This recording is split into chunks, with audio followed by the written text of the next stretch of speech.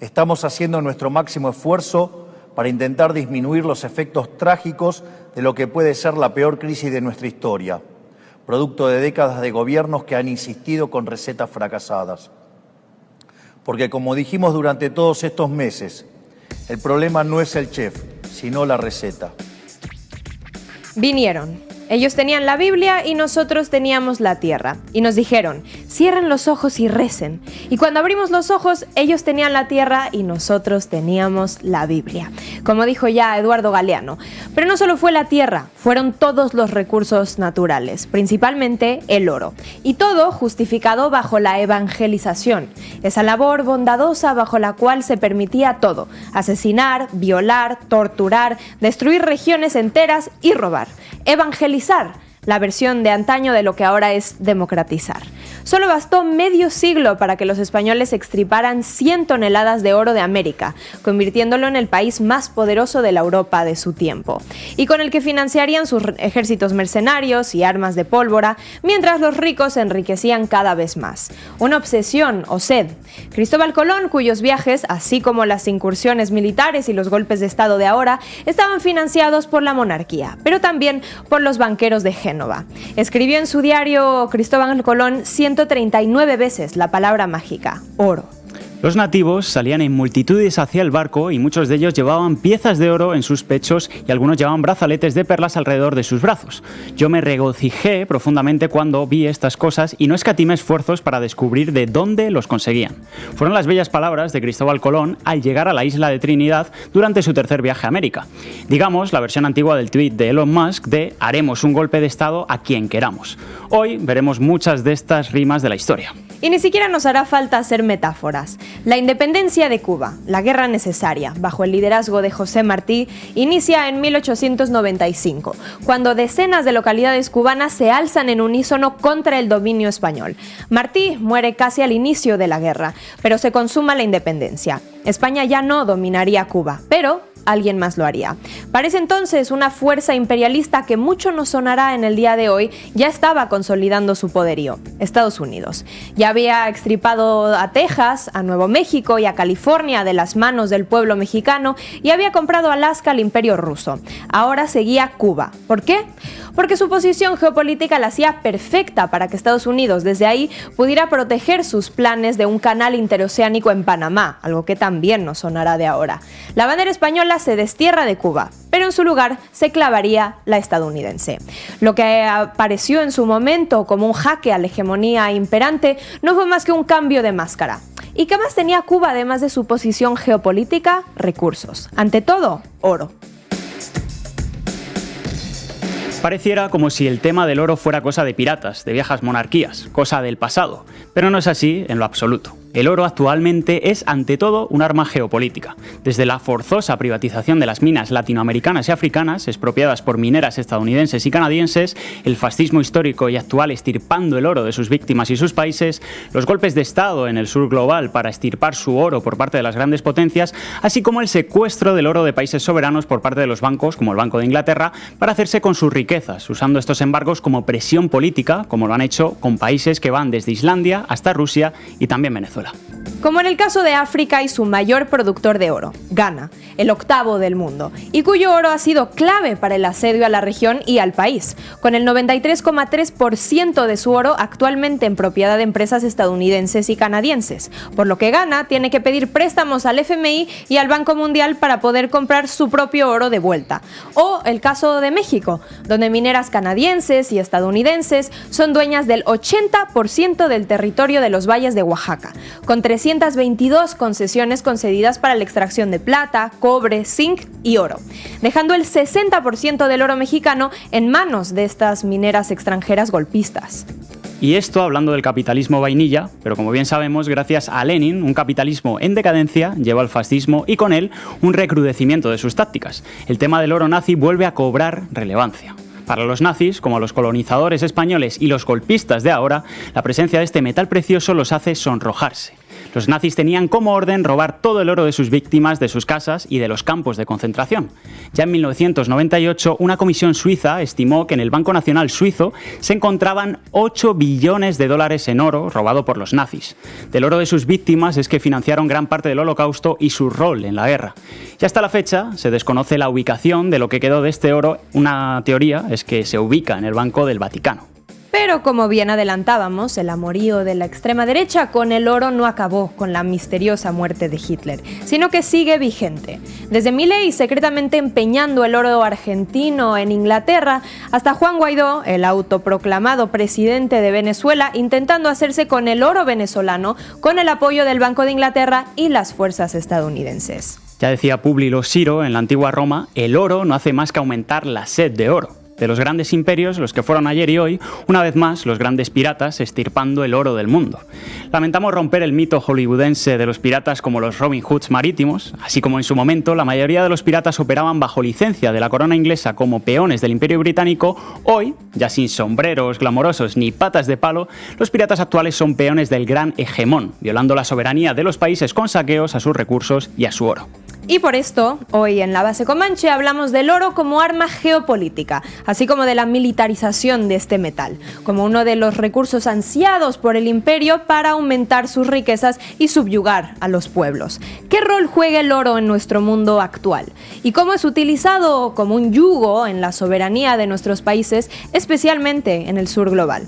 Para desplegar estos temas contaremos con William Serafino, politólogo venezolano, jefe de redacción de Misión Verdad y Premio Nacional de Periodismo Simón Bolívar 2019. Manolo dos Santos, fundador y director del People's Forum en Nueva York e investigador en el Instituto de Investigación Social Tricontinental, y también con Guido Bambini de Argentina, ingeniero civil y analista económico de CEPA. Vamos, Xavi. La Base Comanche.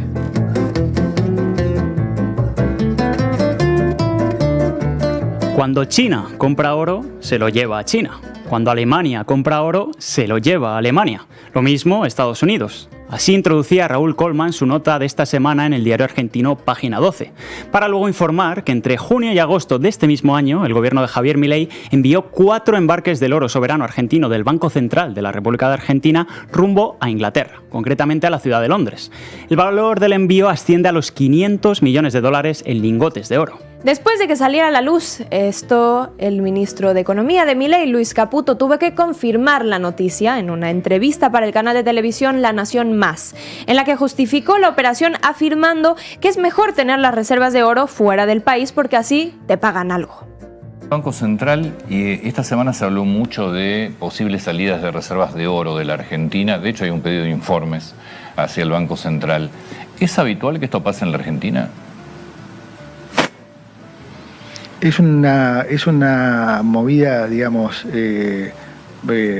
muy positiva del Central, porque hoy vos tenés oro en el Banco Central, que es como si tuvieras un inmueble adentro, sí, un edificio, o sea, no lo podés usar para nada. En cambio, si vos tenés ese oro afuera, le podés sacar un retorno, y la realidad es que el país necesita maximizar, digamos, los retornos de sus activos. Entonces, tenerlo encerrado en el Central sin hacer nada, para el país es negativo. Es mucho mejor tenerlo custodiado afuera, donde te pagan algo. Para conseguir rendimiento no lo puedes tener en la Argentina.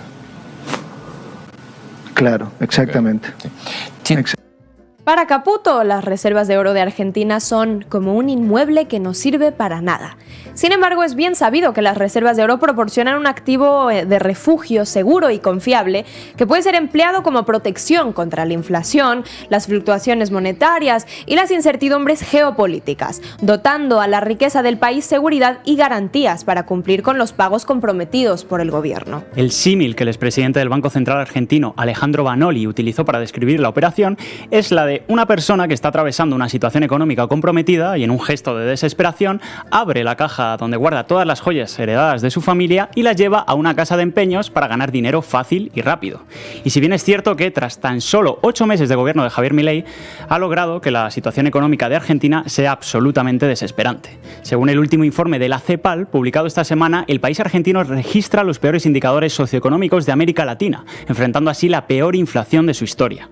La peor evolución de PIB para 2024 con un decrecimiento del 3,6%, único país que presenta un retroceso junto a Haití.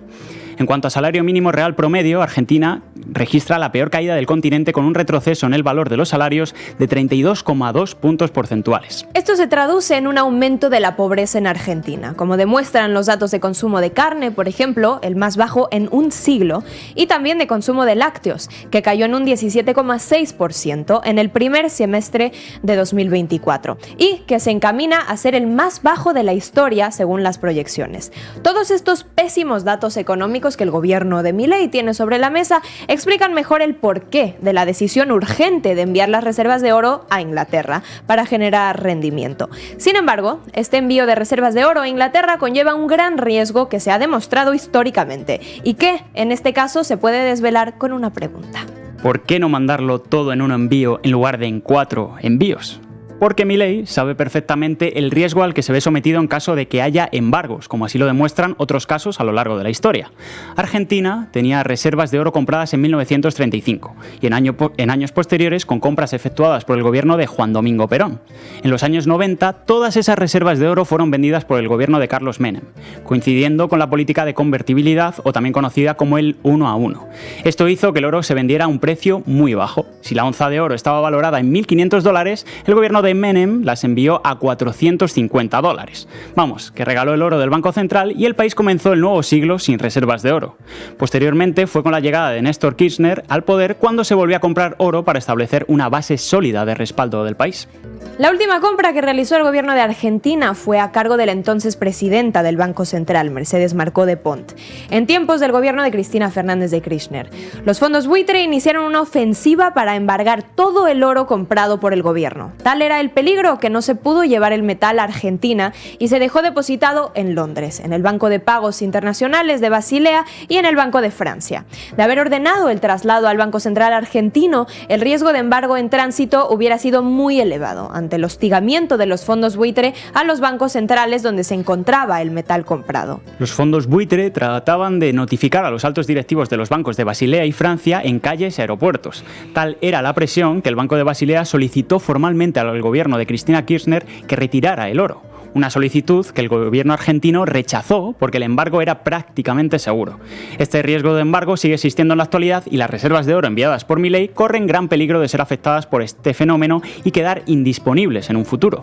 Otro de los expresidentes del Banco Central argentino, Miguel Pese, alertó en el diario Página 12 que el sistema judicial internacional tiene grises y que el oro fuera del Banco Central no está asegurado y casos históricos lo demuestran.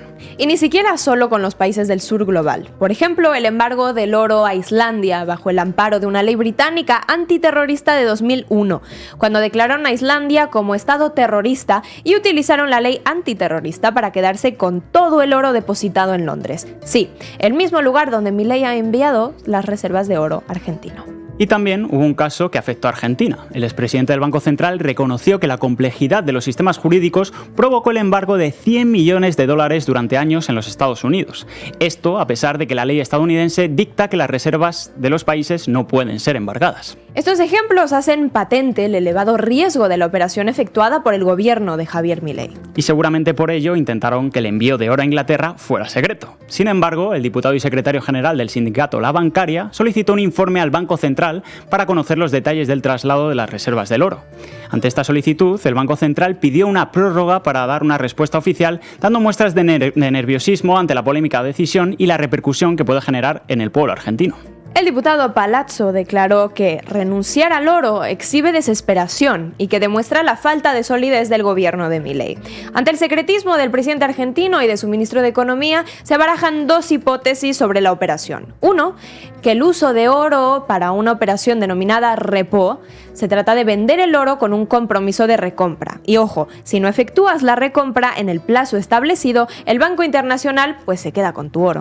Y 2, el oro será empleado como garantía para un préstamo de un grupo de bancos internacionales, lo que significaría ahondar en el endeudamiento de Argentina.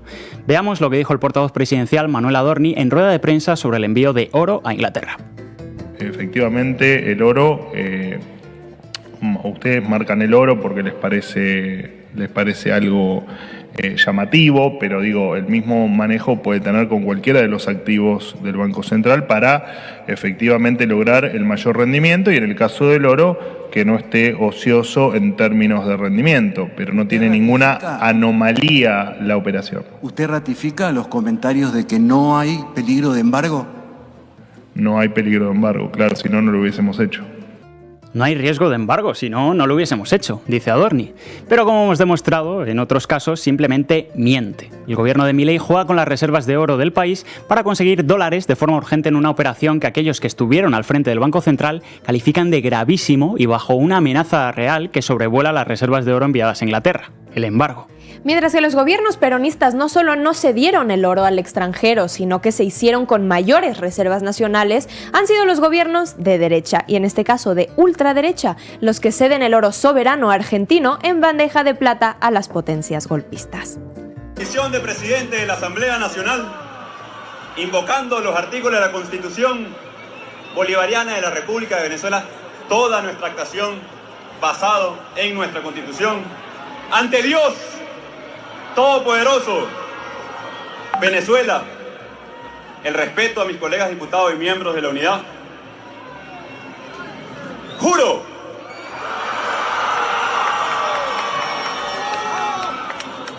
asumir formalmente las competencias del Ejecutivo Nacional como el presidente encargado de Venezuela. Deseamos misterio porque ya no queda tal cosa en el mundo, dijo alguien alguna vez. Y es que tal vez sea cierto. El misterio del oro argentino y Milei, titularon los pocos medios que hablaron de lo que está haciendo Milei con el oro soberano de Argentina. Excepto que no es ningún misterio, como bien dijimos, se sabe que está en Londres y de eso a saber el paradero exacto hay muy pocos pasos. Londres, ya desde 1732, se convierte en la médula espinal del mercado del oro cuando, ojo, el Banco de Inglaterra construye la primera bóveda de la ciudad. Bingo, trabajo detectivesco culminado y sin ningún agotamiento. Actualmente el Banco de Inglaterra posee 5.000 toneladas de oro, un quinto del oro de todos los países del mundo, nada menor. Así que antes de continuar vamos a rascar un poco más a ver qué encontramos sobre el famoso Banco de Inglaterra. Interesantemente, el Banco de Inglaterra empieza siendo una empresa privada que después se termina nacionalizando, pero no en términos marxistas de expropiación y dictadura del proletariado, claro que no. El banco goza de completa independencia operativa gracias a Tony Blair, con total autoridad para tomar decisiones en cuanto a tasas de intereses, entre otras cosas.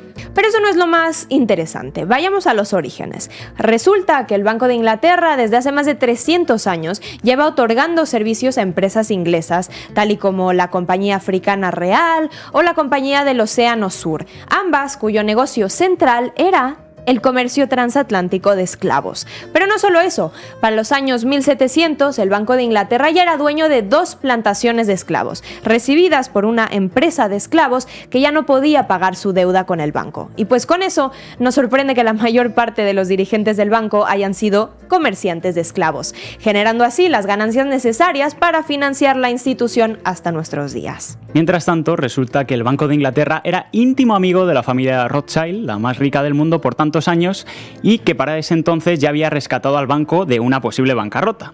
Así que, poco después, en 1830, la monarquía española, que había pedido un préstamo a este banco, el cual no podía pagar, le tuvo que ceder a los Rothschilds los derechos de las minas del mercurio de Almadén. ¿Mercurio? Pueden estar preguntándose, ¿esto de qué sirve? Pues simplemente que es el componente esencial para refinar, ¿qué? El oro. Con esto, los Rothschilds consiguieron hacerse con el monopolio del refinamiento de oro vinculado al Banco de Inglaterra. ¿Y ahora? Pues resulta que tras la Segunda Guerra Mundial, la mayor parte de los países fueron coercionados a meter su oro en el Banco de Inglaterra bajo la excusa de que ahí estaría más seguro y bajo una campaña de presión política para que no hubiera demasiado oro dentro de los países. Pero en esa era había una alternativa. Los países que vivían incertidumbre interna también podían decidir depositar su oro en la Unión Soviética, como lo hizo la España republicana, que por miedo a que Madrid cayera en manos fascistas, mandaron algo de su oro a la Unión Soviética para para que estuviera a salvo. Porque además de seguridad, tener el oro fuera tenía el beneficio extra de tener ese metal en suelo nacional, generando gastos. Entonces podía estar fuera, generando ingreso pasivo. Pero cuando cae la Unión Soviética ya no queda más alternativa que depositar el oro en terreno occidental. Y con esto vienen los problemas. Ya verán por qué. Tenemos el mejor ejemplo. Vayámonos a Venezuela. Ese país que además de petróleo, además de agua, tiene oro. La reserva de oro de Venezuela es de 161,22 toneladas métricas, la segunda más grande de América, solo después de Estados Unidos. Pero la cosa es dónde está esta reserva y quién la amenaza. Bajo la dictadura neoliberal de Carlos Andrés Pérez, miles de lingotes de oro venezolano fueron enviados a los bancos ingleses y estadounidenses como garantía de pago para acceder a préstamos. ¿De quién? Del Fondo Monetario Internacional y del Banco Mundial. Pero Chávez gana la presidencia. Pueblo todo de Venezuela, el doctor Merente está por aquí también, presidente del Banco Central. Creo que me trajeron por ahí ¿sí? ¿Dónde está la barra de oro? Primera vez que yo voy a tocar una barra de oro del Banco Central, es decir, de Venezuela. Porque ustedes saben que esa es una de las cosas que este año hicimos en este proceso de recuperación de la plena soberanía nacional. Nos trajimos, oye, esto pesa bastante, está bueno para levantar. ¿Cuántos kilos pesa esto, doctor Merente? ¿Ah? 12 kilos y medio. Oro venezolano, ¿ves? Ahora, estas son de las barras que trajimos, ¿no? Es en 2011 cuando Chávez decreta la nacionalización del oro bajo una ley orgánica dictaminando que se reservan para el Estado todas las actividades de exploración, explotación y aprovechamiento del oro, así como la creación de empresas para su ejercicio. Pero no solo eso, Chávez también repatria todo el oro que el dictador Andrés Pérez había depositado fuera por órdenes del Fondo Monetario Internacional y lo regresa a Venezuela como una muestra de soberanía. Pero también había una urgencia. Ese mismo año, 2011, fue el año en el que Estados Unidos y la OTAN invaden Libia, derrocando a Gaddafi y asesinando a más de 718 civiles en bombardeos. Todo bajo el principio humanitario de la responsabilidad para proteger, que no es más que la excusa más cínica y maquiavélica para justificar un genocidio y una invasión. Te asesino para salvarte, guerra para conseguir paz, invasión para conseguir democracia, el capitalismo y el oxímoron, como el yin y el yang. Y con esto no vino la democracia ni el bienestar, pero sí un cambio de régimen, una masacre y un saqueo. Y no lo decimos nosotros, lo dice The New York Times. El día de la caída de Trípoli, el titular del New York Times fue: la rebatiña por el acceso a las riquezas de Libia comienzan. Operación de cambio de régimen en Libia perpetrada para asesinar a sangre fría a cientos de personas. Nah, un periódico serio como el New York Times reportando la verdad, nunca. En vez, este periódico, como tantas veces más, fungió la labor de espectacular publicitario para atraer a los inversores extranjeros a comprar los recursos de Libia. ¿Bajo manos de quién? Estados Unidos. Cabeza explotada de sorpresa. Ante esto es que Chávez ordena la inmediata repatriación del oro venezolano a Venezuela, excepto una pequeña cantidad que se dejó en el Banco de Inglaterra como reserva en caso de querer ejecutar una transacción en el futuro. Un grandísimo error. Ya desde este año, el periódico The Financial Times amenazó con la mano bajita que el gobierno venezolano estaba muy nervioso porque miles de millones de lingotes de oro venezolano podían ser congelados por bancos capitalistas, el Banco de Inglaterra. Y su profecía, más bien su amenaza, se cumplió. Vayamos hasta 2019. ¿Se han preguntado por qué el personaje ya caduco de Juan Guaidó se autoproclama presidente en ese año en particular? ¿No antes y no después? Pues nosotros les contamos. Resulta que un par de días antes de la autoproclamación de Guaidó, Nicolás Maduro, el presidente de Venezuela, exigió la repatriación de 1.200 millones de dólares de oro venezolano resguardado en el Banco de Inglaterra. Razonable, ¿no? Yo meto mi dinero en el banco y cuando lo quiero sacar voy al cajero, excepto que el cajero dice no. Un banco central, como explica el economista Luis Vicente León, no puede de ninguna manera quedarse con las reservas de oro de otro país, rehusándose a devolvérsela a su legítimo dueño, a menos que su dueño está incumpliendo algunas de las condiciones del contrato. La cosa es que desde 2018 Inglaterra estaba sufriendo un desabastecimiento de oro en cifras históricas. ¿Por qué? Tal vez porque se habían robado ya la mayor parte de las reservas que decenas de países habían salvaguardado en sus bóvedas. Washington, con John Bolton como asesor de seguridad nacional y Mike Pompeo, secretario de Estado, en este momento empiezan a presionar a Reino Unido para frenar la operación de repatriación del oro venezolano, bloqueando los activos por completo. Pero la realidad es que Venezuela no estaba incumpliendo con ninguna pauta del contrato, así que tenían que pensar rápido. Damas y caballeros, Juan Guaidó, el recién autoproclamado presidente de la República Bolivariana de Venezuela. He ahí la excusa perfecta para el Banco de Inglaterra al mando de Estados Unidos. No podemos regresarle el oro venezolano, señor Maduro, porque ni siquiera sabemos en realidad quién es el presidente de Venezuela, el presidente de Schrödinger. Dentro de la caja está Nicolás Maduro y Juan Guaidó. ¿Quién es el presidente legítimo? ¿Ambos? ¿Ninguno? ¿Madonna? ¿Mohamed Ali? Ni idea. Pregúntenle al multiverso. Lo que pasa es que Juan Guaidó se proclama presidente con el apoyo instantáneo de Donald Trump, el entonces presidente, seguido por Argentina, Brasil, Canadá, la UEA, luego la España de Pedro Sánchez, así como el Reino Unido de Boris Johnson. Ya en 2019 empieza la pandemia del COVID-19, que termina con la vida de miles de personas en el mundo, quiebra miles de negocios y deja en bancarrota a miles de países. Imagínense lo que fue eso bajo sanciones estadounidenses, con bloqueos en la compra de medicamento, oxígeno, cubrebocas y hasta vacunas por parte de Estados Unidos. Como dijo ya Manolo dos Santos, el director de People's Forum, que en breve tendremos en mesa, la pandemia fue instrumentalizada por Estados Unidos como el aliado letal de las sanciones a Venezuela. Por lo que en 2020 Nicolás Maduro vuelve a exigir al Banco de Inglaterra la repatriación del oro venezolano, después de 2 intentos fallidos de petición para poder subsistir en la pandemia, solicitando incluso la intervención de la ONU en el asunto. ¿Y qué pasa después? Operación Gedeón. La presidencia imaginaria de Juan Guaidó no le estaba siendo rentable a Estados Unidos ni le estaba rindiendo frutos, así que había que ejercer acción más radical, un intento de intervención militar. Jordan Goudreau, un exsoldado de las fuerzas especiales estadounidenses, veterano de Irak y de Afganistán, así como dueño de una empresa de seguridad privada, Silver Corp, ejerciendo labores de inteligencia en Latinoamérica y operaciones militares en Irak y África, ejercían labores paramilitares junto con un puñado de militares venezolanos disidentes, intentan invadir Venezuela por La Guaira. Pero si no le suena de nada, esta operación es porque fue absolutamente fallida. Como la llamó Maduro, no fue más que una bahía de cochinos venezolana. Y como buen traidor que es Estados Unidos, aún con sus propios peones, negó cualquier relación con todos los integrantes de la operación y los mandó a la cárcel. Pero ante el mundo mal llamado democrático, Juan Guaidó sigue siendo el presidente para este entonces. El oro, aún bloqueado, y la pandemia bajo sanciones, aún sofocando a Venezuela. Así que Maduro presenta una apelación jurídica ante el tribunal londinense para exigir el oro venezolano. Y como parte de una operación no solo de saqueo y de golpismo, sino de genocidio, la Corte de Gran Bretaña falla a favor de Juan Guaidó, en lo que la CNN, la BBC y demás medios titularon La disputa por el oro de Venezuela. Claro, como cuando los franquistas les robaron sus hogares a los republicanos exiliados y la propiedad se declaraba en disputa. Ya nos conocemos la historia. ¿Y ahora? No hace falta decir que la presidencia de juguete de Juan Guaidó fue un fraude y que acabó en el olvido, pero los estragos siguen. Después de su fallida, abstracta, subjetiva y extraespacial presidencia, Juan Guaidó huye a Miami, desde donde es crucial para la última labor para la que sería útil: coordinar el robo de Citgo, un brazo de PDVSA, los petróleos de Venezuela, que, hasta la fecha, sigue en proceso de subasta en Estados Unidos sin que el pueblo de Venezuela, que es a quien Citgo pertenece, tenga ni una sola palabra. ¿Y el oro?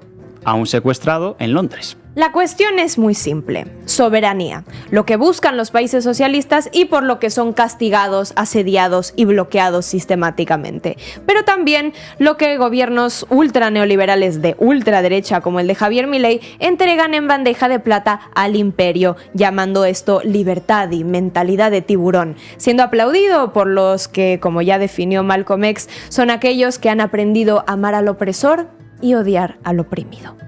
Solicitado a los órganos de justicia en Venezuela que se abra de forma inmediata una investigación con miras a determinar las responsabilidades penales de quienes están participando en este descarado robo de piratería del oro venezolano. Bueno, para seguir hablando sobre el oro como arma geopolítica y su rol en nuestro mundo y también en el futuro, en la mesa de análisis de hoy nos acompañan William Serafino, politólogo venezolano de la Universidad Central de Venezuela, jefe de redacción del portal web de investigación y análisis Misión Verdad y Premio Nacional de Periodismo Simón Bolívar 2019, Manolo de los Santos, fundador y director del People's Forum en Nueva York, investigador en el Instituto de Investigación Social Tricontinental y que también escribe en People's Dispatch, Counterpunch y La Jornada en México. Y también con Guido Bambini, ingeniero civil y analista económico de CEPA. Vamos, Xavi.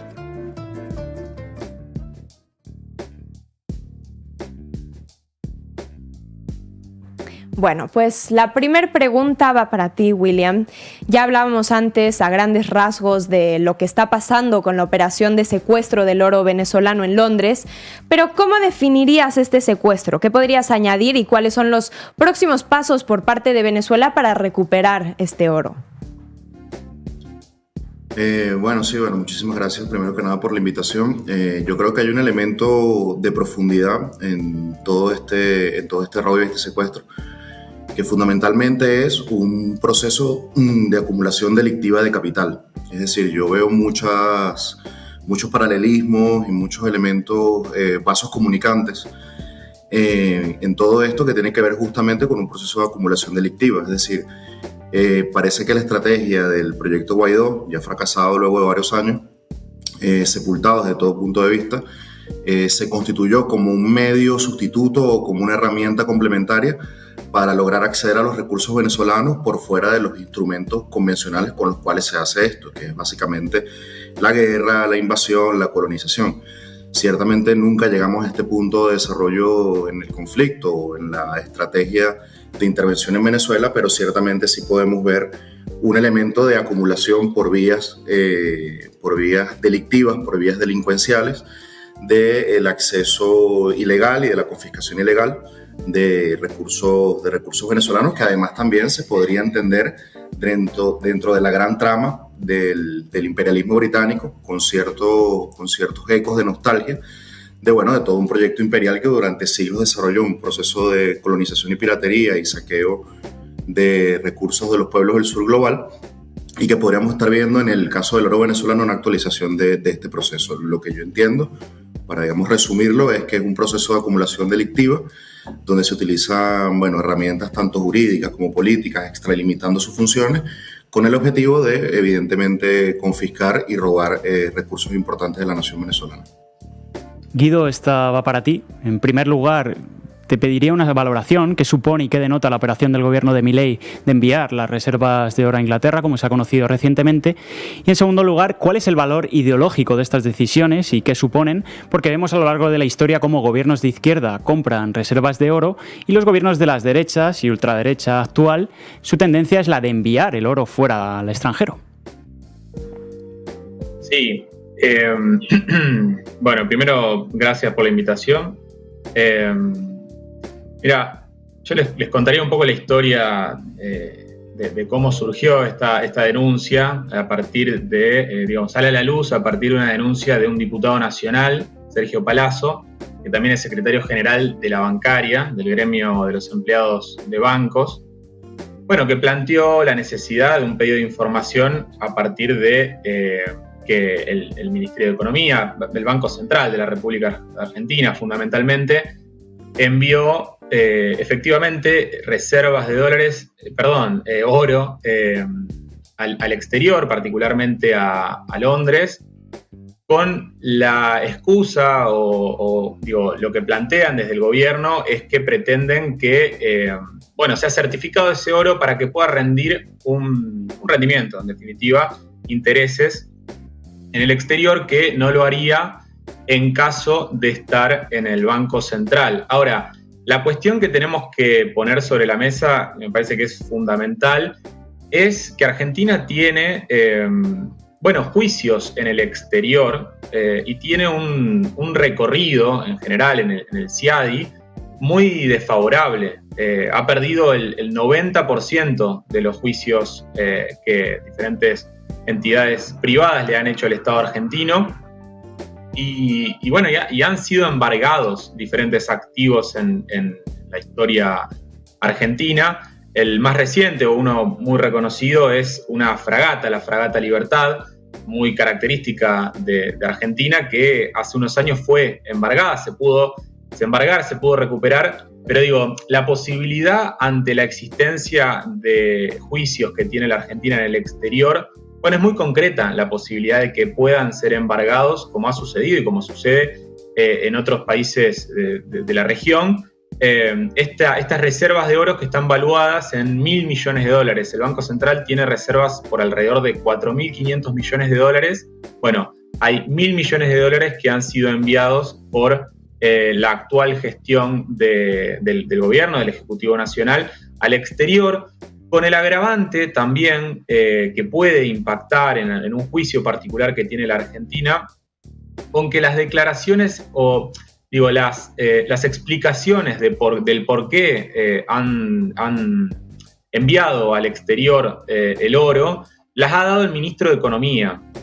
¿Y por qué digo que eso es preocupante? Porque en alguna medida el Banco Central de la República Argentina tiene que demostrar su independencia.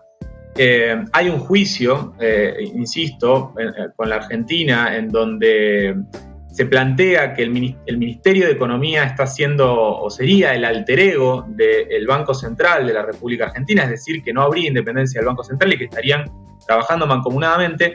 El hecho de que Luis Caputo, el ministro de Economía, salga a dar las explicaciones por quien es el presidente del Banco Central, Santiago Bausili, también puede generar un precedente que complique la situación en los tribunales externos de la República, bueno, de los juicios que tiene la República Argentina. Así que me parece que, contestando tu pregunta, creo que no se han puesto sobre la mesa lo contraproducente que puede ser este movimiento para la República Argentina, con la expectativa desesperada en un contexto de reservas netas negativas, alrededor de 5.600 millones de dólares de reservas netas negativas hoy tiene el Banco Central.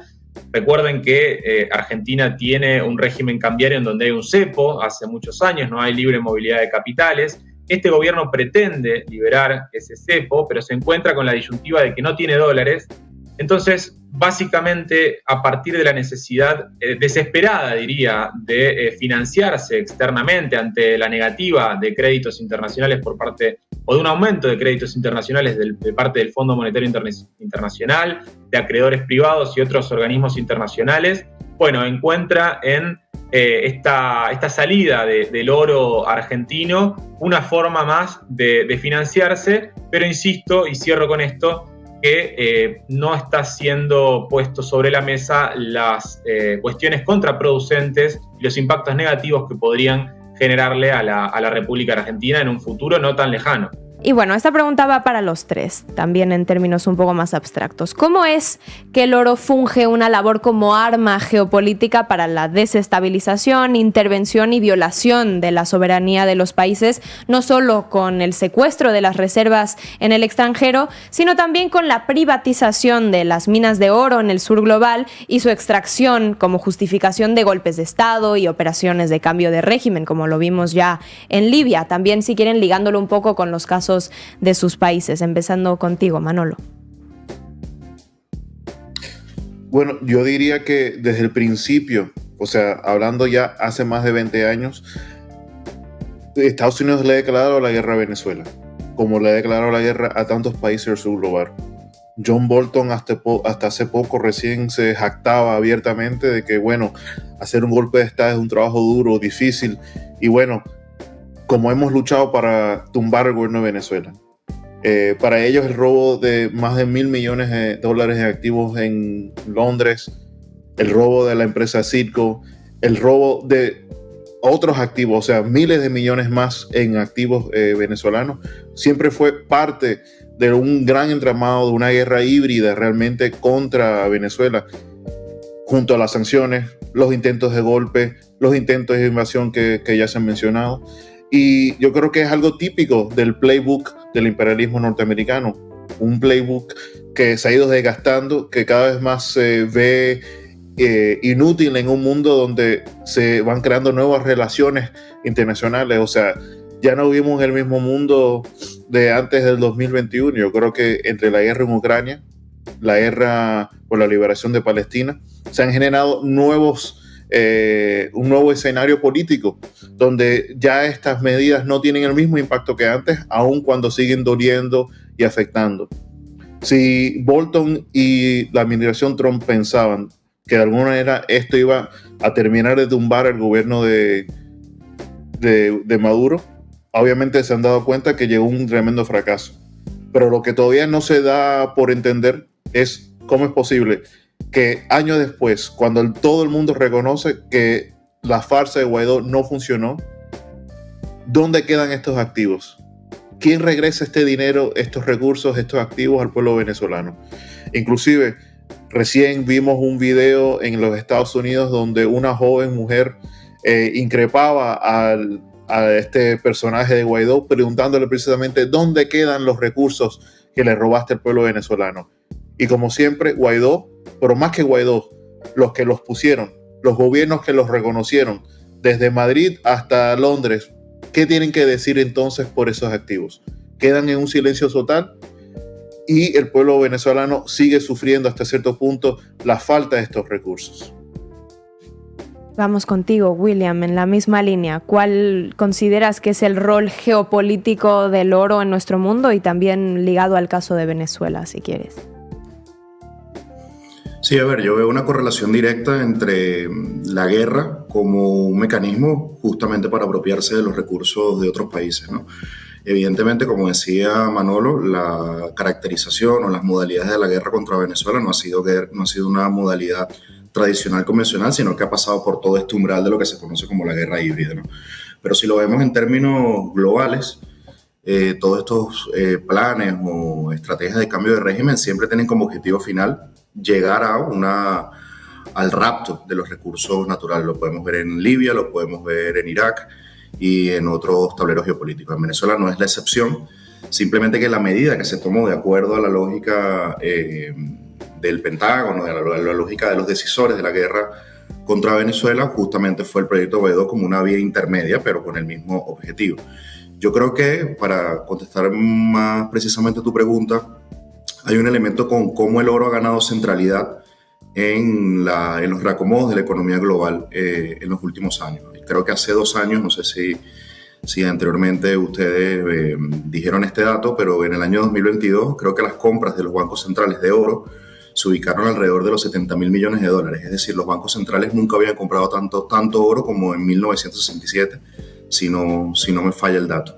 ¿Esto qué quiere decir? Que, bueno, que la centralidad del oro ha venido creciendo, que se ha convertido en un instrumento de los bancos centrales en un contexto de crisis monetaria, de devaluación, de inestabilidad macroeconómica y financiera, porque justamente ofrece un refugio de valor y permite que su liquidación rápida permita estabilizar la situación monetaria y económica de los países. Entonces, bueno, en términos de desestabilización, como lo indicaba tu pregunta, es profundo y es grave y es peligroso, porque se le está quitando a los países, en este caso Venezuela, pero también otros que le han sido raptados sus activos, de que tengan una herramienta de estabilización económica y monetaria en un contexto donde todos sabemos que la inestabilidad es el signo que gobierna la economía mundial en estos momentos. Creo que justamente a la luz de los nuevos cambios, y con esto concluyo, a la luz de los nuevos cambios geopolíticos, el ascenso de un nuevo orden multipolar, el oro está teniendo un papel fundamental.